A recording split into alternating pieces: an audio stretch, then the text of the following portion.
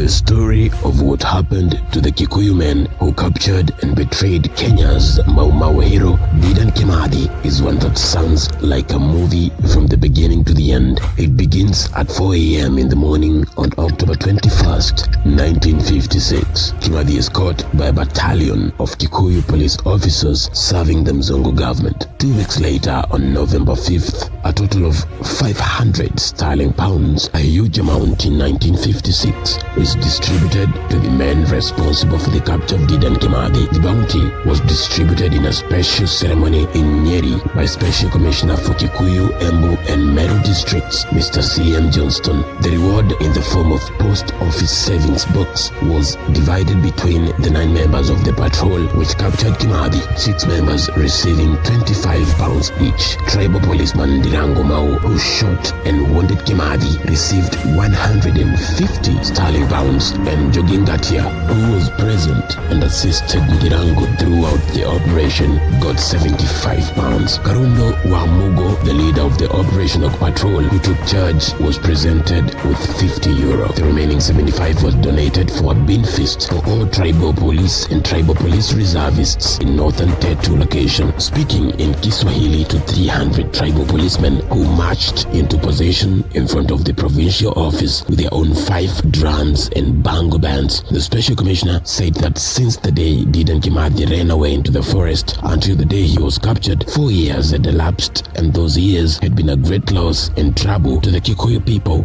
He said, "Today we swear that we shall not allow the maumau to have any form of action, and we will not let them come back into the country. We shall try again to regain the good name of Central Province through progress and civilization." After that day, the story of what happened to those who were rewarded by the British is retold over and over again in pubs, markets and schools in Nyeri. The joy of the reward recipients was short-lived. Their neighbors and indeed many of the people they interacted with shunned them. Even small children insulted them publicly. Dedan Kimathi was originally from Kamakwa in Nyeri, decided to invest his 150 sterling pounds to buy a minibus. He planned to use it as a public service vehicle to transport people for payment. At night, people would use stones to scratch the body of the bus with words "Mudhirimu wa Kimathi," meaning Kimathi's shin, drawing reference to the part of the body that Kimathi had apparently been shot at by the tribal police. He would repaint it, but people would scratch it afresh until its bodywork was a mass of writings, all of which read "Mudhirimu wa Kimathi." Nobody except his family ever boarded that bus. A driver would take it to the bus park but would remain empty all day. Touts at the bus park would shout to anyone trying to enter it, "Tonya Oradwo," meaning enter the bus and you'll be shot. He tried to sell it off, but nobody wanted to buy the bus, and it aged and rusted from non-use. He invested in a truck instead. It met the same fate. He decided to use the remainder of the money to open a restaurant.